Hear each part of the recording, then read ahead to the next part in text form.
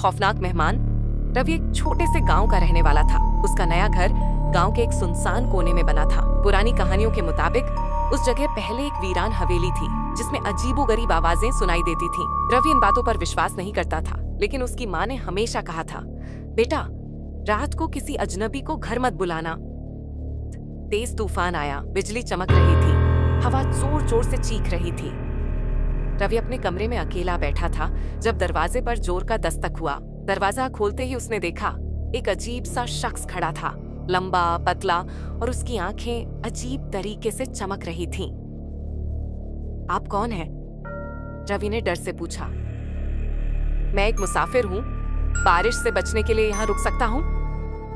उस आदमी की आवाज ठंडी और बेजान थी। रवि सोच में पड़ गया। मां ने मना किया था, लेकिन आदमी बेचारगी में भीग रहा था। उसने उसे अंदर आने दिया, लेकिन जैसे ही वह आदमी अंदर आया, हर चीज बदलने लगी। दीवारों पर गहरी दरारें पड़ गईं, हवा ठंडी और भारी हो गई।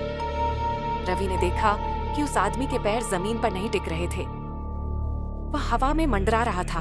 तभी रवि को याद आया, उस जगह एक भूत की कहानी सुनाई जाती थी, जो बारिश के दिन मेहमान बनकर लोगों के घर आता था, और जो भी उसे अंदर बुलाता था वह कभी लौट कर नहीं आता।